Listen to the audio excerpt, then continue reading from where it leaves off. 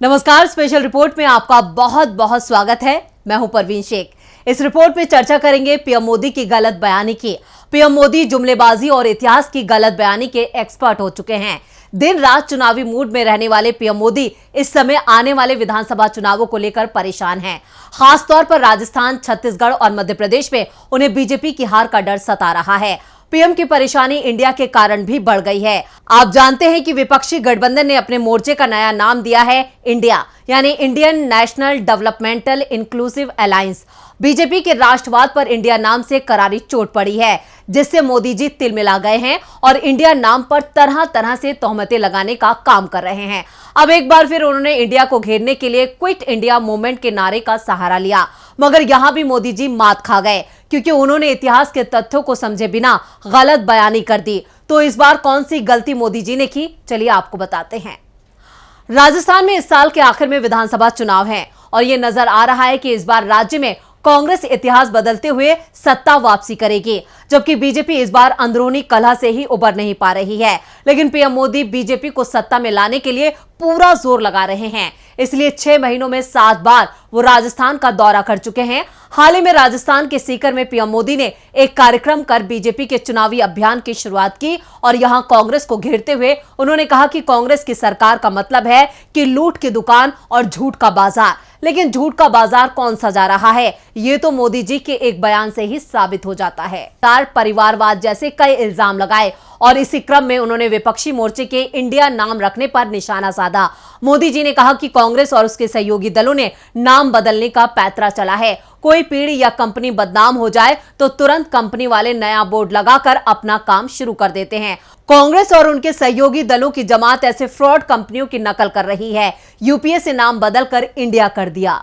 मोदी जी ने कहा कि नाम इसलिए बदला ताकि ये कर्ज माफी के नाम पर किसानों से विश्वासघात छिपा सकें, आतंकवाद के आगे घुटने टेकने की बात छिपा सकें। मोदी जी ने आगे कहा, जैसे आजादी की लड़ाई में महात्मा गांधी ने अंग्रेजों के लिए क्विट इंडिया का नारा दिया था, वैसे ही समृद्ध भारत बनाने के लिए भ्रष्टाचार क्विट इंडिया, आतंकवाद क्विट इंडिया, परिवारवाद क्विट इंडिया जैसे नारे की जरूरत है। इसके अलावा मोदी जी ने कहा कि इनका तरीका वही है जो हमेशा दुश्मनों ने अपनाया है। इंडिया नाम तो ईस्ट इंडिया कंपनी में भी था। इंडिया नाम भारत भक्ति दिखाने के लिए नहीं, बल्कि भारत को लूटने के इरादे से लगाया गया था।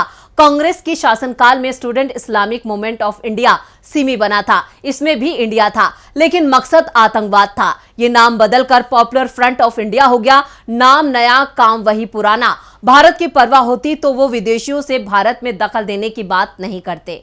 विपक्षी एकता और इंडिया से बेचैन मोदी जी ने आजादी की लड़ाई को नया मोड़ देने वाले क्विट इंडिया मूवमेंट के बारे में गलत जानकारी दी, क्योंकि भारत छोड़ो आंदोलन में अंग्रेजों ने भारत छोड़ो का नारा महात्मा गांधी ने नहीं, बल्कि कांग्रेस नेता और स्वाधीनता सेनानी यूसुफ मेहर अली ने दिया था। इतिहास के पन्नों में दर्ज है कि गांधी जी आंदोलन के बारे में बंबई यानी अभी के मुंबई में अपने सहयोगियों से चर्चा कर रहे थे कि स्वतंत्रता के लिए सबसे बेहतर नारा क्या रहेगा। किसी ने गेट आउट का नारा दिया, लेकिन गांधी जी का मानना था ये सभ्य नहीं है।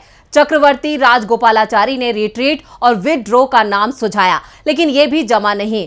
तब यूसुफ मेहर अली ने क्विट इंडिया का नाम सुझाया और गांधी जी ने इसे मंजूर किया। यानी यूसुफ मेहर अली ने क्विट इंडिया यानी भारत छोड़ो का नारा दिया था, जिसे महात्मा गांधी जी ने 1942 में भारत की आजादी के लिए छोड़े गए सबसे बड़े आंदोलन के लिए अपनाया। मगर मोदी जी इसे गांधी जी का दिया नारा बता रहे हैं।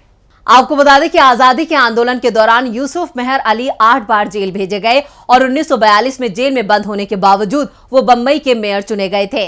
भारत छोड़ो आंदोलन के दौरान जब कांग्रेस के तमाम बड़े नेता जेलों में भर दिए गए थे, तब दक्षिण पंथी को बढ़ावा देने वाले हिंदू महासभा के नेता इस आंदोलन के खिलाफ अंग्रेजों की सहायता कर रहे थे।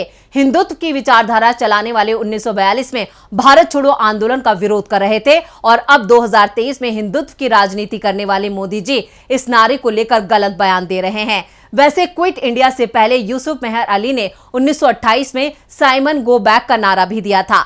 आपको बता दें कि भारत में आजादी को लेकर बढ़ती मांग को भटकाने के लिए साइमन कमीशन को भारत भेजा गया। लेबर पार्टी के नेता सर जॉन साइमन इसका नेतृत्व कर रहे थे, इसलिए इसका नाम साइमन कमीशन पड़ा। देश भर में साइमन कमीशन का विरोध हुआ और तब यूसुफ मेहर अली ने साइमन गो बैक का नारा आंदोलनकारियों के लिए दिया था। 23 सितंबर 1903 को बंबई के एक संभ्रांत परिवार में यूसुफ मेहर अली का जन्म हुआ था। नेशनल मिलिशिया और बॉम्बे यूथ लीग के संस्थापक यूसुफ ने किसानों और कामगारों के आंदोलन में अहम भूमिका निभाई थी। उनका दिया नारा क्विट इंडिया इतिहास में सुनहरे अक्षरों से दर्ज हो चुका है, लेकिन अब उस पर झूठ की कालिख चढ़ाई जा रही है। तो ये थी हमारी स्पेशल रिपोर्ट। आपको हमारी ये रिपोर्ट कैसे लगी, नीचे कमेंट बॉक्स में अपनी राय जरूर दें और इस वीडियो को ज्यादा से ज्यादा लाइक करें और शेयर करें। देखते रहिए डीबी लाइव। नमस्कार। हमारे चैनल से जुड़े रहने के लिए YouTube पर टाइप करें DB लाइव, सब्सक्राइब बटन को क्लिक करें और बेल आइकन को दबाना न भूलें ताकि खबरें आप तक पहुंचती रहें।